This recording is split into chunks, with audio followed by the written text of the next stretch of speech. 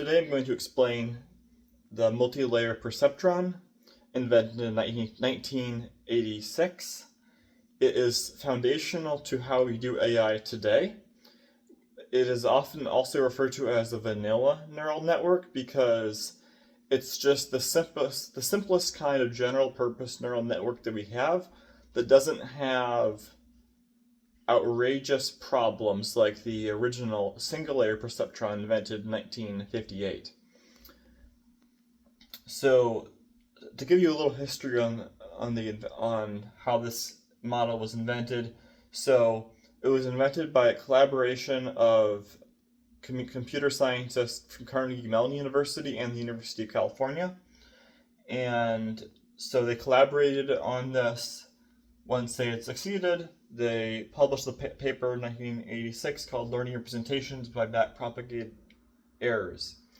So, before then, there were 28 years between that and the original perceptron paper in 1958. So it was a hard problem, but they were eventually able to solve the perceptron's problem of XOR, also called the symmetry problem. And they solved it through having a multi-layer network rather than a single-layer network. So you might see on other explainers something like this, where you have the inputs, which could be ones or zeros, it could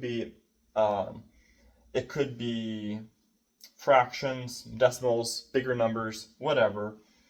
And you'll often have something like a ReLU or something, or a sigmoid. They recommended the sigmoid, so I'll just abbreviate with the Greek sigma. But anyhow, there's a bunch of things you can do there, and you feed them through the weights, you get the hidden layers, and you get the outputs, and the outputs could be either like A, B, C, D, etc., or it could be like just a single theta, where it's like if it's above a threshold, it's one value, if it's not, it's just not. Anyhow, but I'm going to explain to you exactly how it actually works in a way that's clear enough that you could build this yourself in Python or Lisp or any other language that's Turing complete. So the way the model actually works is you have the input values, and then you have a weight matrix. So in practice, there's going to be a large number of hidden units or neurons, and they're going to each have their own weight matrix. But since that would be way too complicated and unnecessary for an explainer, I'm just going to explain how this works just with one of the hidden neurons. So the way this works is this neuron, what distinguishes it from the other neurons in the hidden layers is it has its own unique weight matrix. And so I abstractly have notated it as ZYXWVU. And so that stands for values. It could be, depending on what kind of functions you're using, maybe you're using sigmoid or ReLU or something else. It could be 0.3, it could be 14, whatever. Probably it's good to just start out small.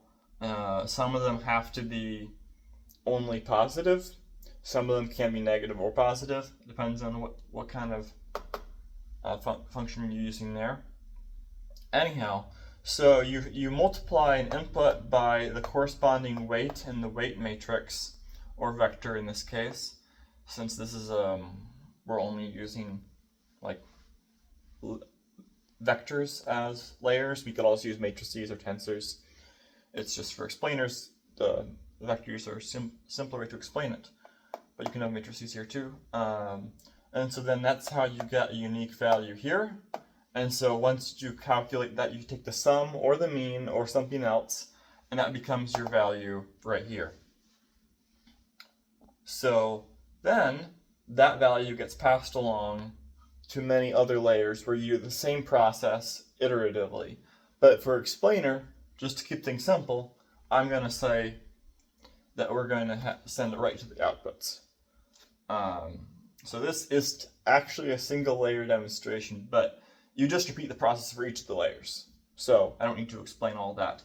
So anyhow, you have another matrix or vector for feeding those values into the outputs. Likewise, I have A, B, and C, but these would stand for some kind of numerical values, and so then you get unique outputs, and this is where the back propagation stuff comes in.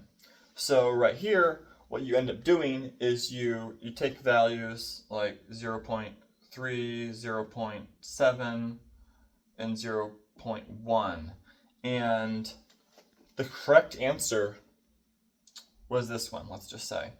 And so what you do is you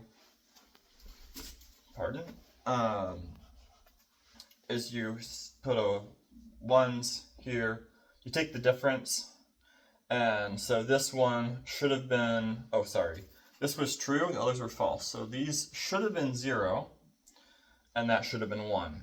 So then what we do, and we could do some other method, we could do summation, it could be just greatest sum, this could be some other number, but for this case we're just going to say true is 1, false is 0. And so we take the difference, so the difference here is 0.7, difference here is 0.3, difference here is 0.9, and then, so that's the error, backpropagated error. So what you do there is you pass this back. So let me explain this with just a very simple diagram. So once we have the error, we have, so this is the output, and then we have hidden neuron, and we have the input. Anyhow, so what's going to happen is this value of this is error gets okay. So that's the error. Oh, sorry, I did the math wrong here. So the math, it should be a 7. This should be a 3. And so then this will subtract 3 from, it'll subtract from the sum or the mean of these hidden neurons. And so it'll do that in proportion to their size. So if this one should have been, well, it should have been 0, and then it'll subtract something from these so that it will end up equaling 0. Or closer to 0. Closer, that works better if you do something like you'll subtract something a little bit less, so over time it'll get better and better, and that's how the backpropagation works. If that is not clear enough, say so in the comments, and I can try to do a better version. So that's basically how this multilayer perceptron works. In the next video, I will explain how recurrent neural networks work, which can be used for things like speech analysis. But that is it for today, and I will also be making a video in the future for explaining the mathematics behind AI. If you are interested in that, please say so in the comments, and I will try to work faster to get that released. That's it for now. See you in the next video.